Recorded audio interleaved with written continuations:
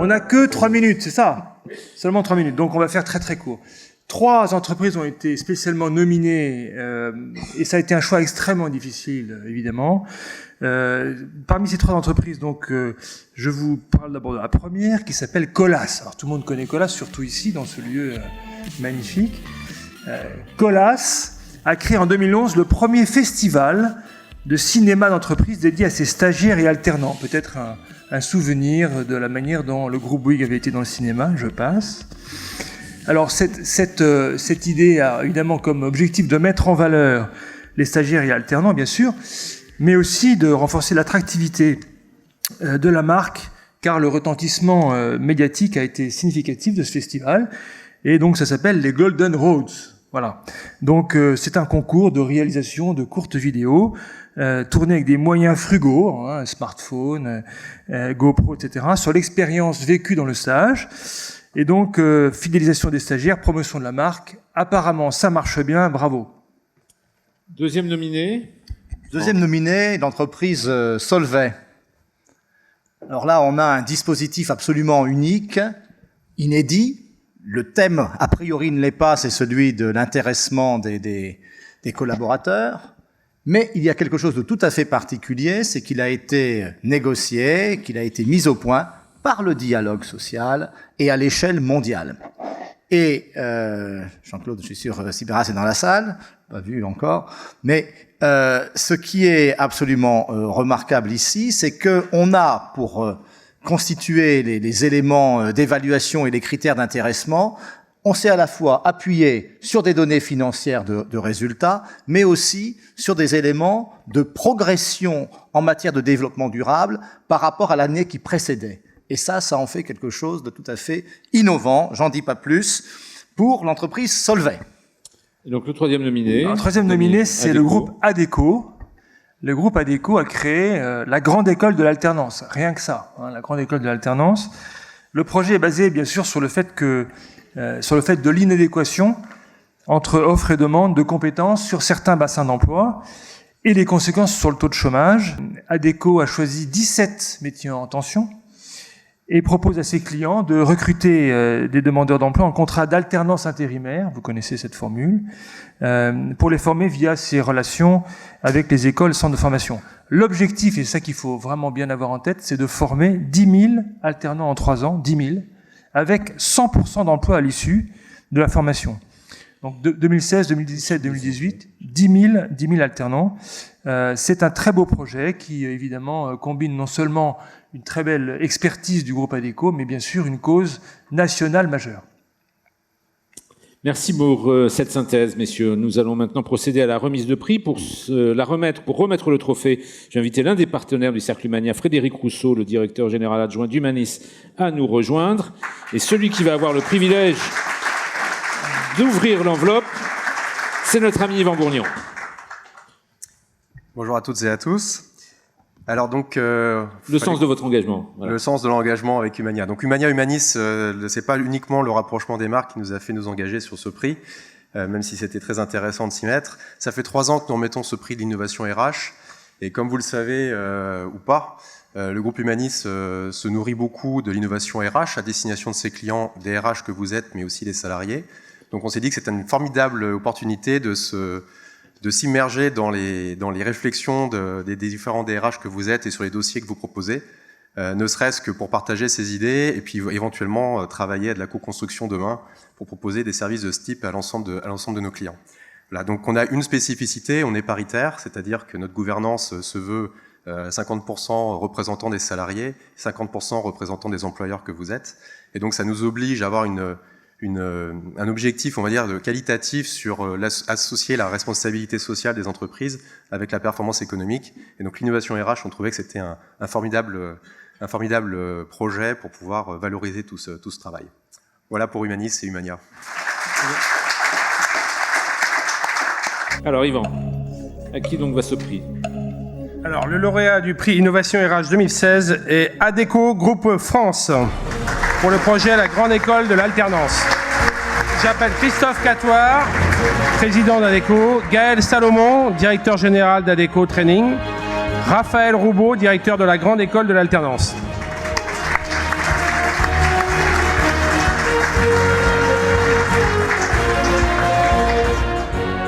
Christophe Catoire, peut-être un mot déjà sur le sens de cette récompense pour vous. Et ensuite, j'aurai peut-être une petite question de journaliste. Merci beaucoup. Un peu d'émotion, parce que je dois vous dire que c'est un sujet de fierté. Ça a été dit, c'est vrai que lancer un grand cri du cœur, créer une grande école de l'alternance quand on n'est pas soi-même une structure de formation, en tout cas dans toutes les filières métiers que l'on a, si ce n'est Adecco Training, bien évidemment, sur lequel on viendra. C'était un pari au départ. Et puis, nos gens y ont cru. Ça a été plutôt la partie engagement collaborateur.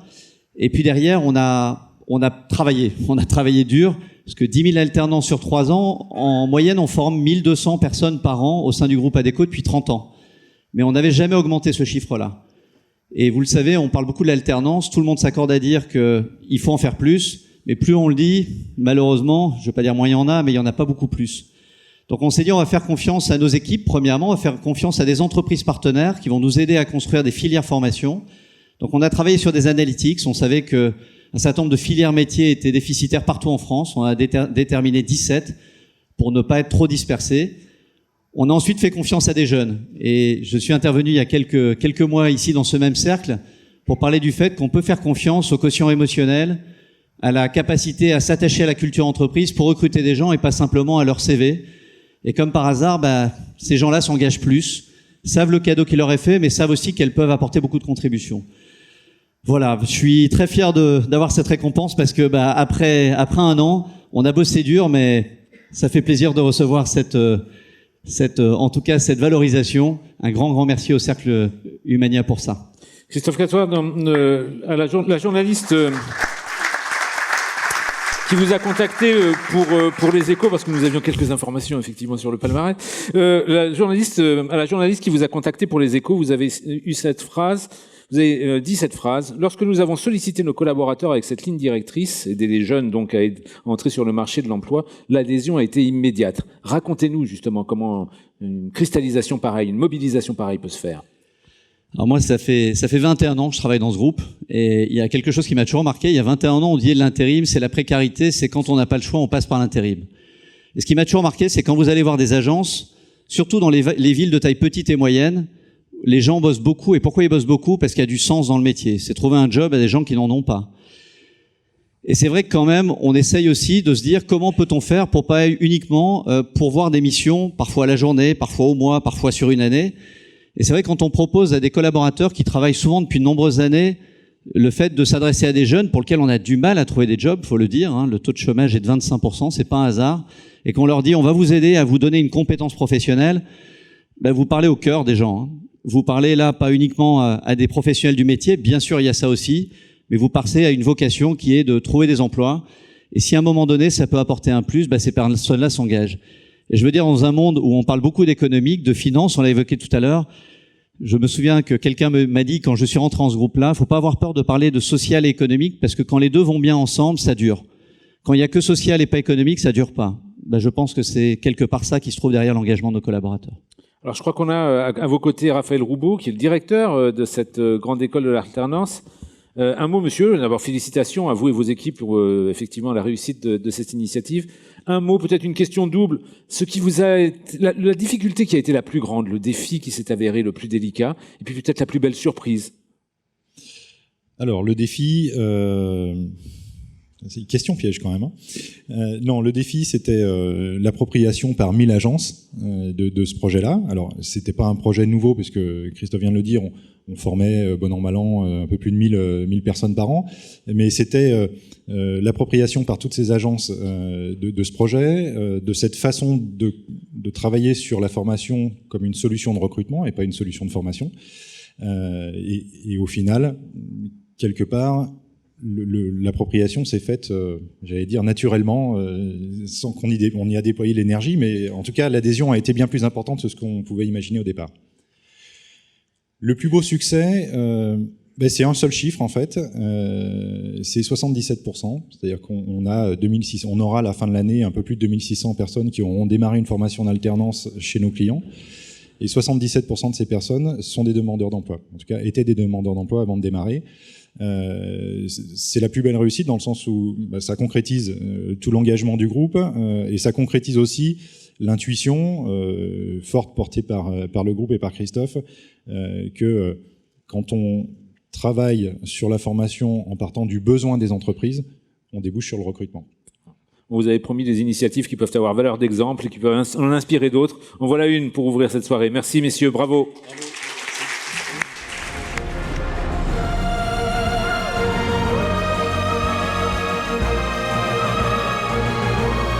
Merci.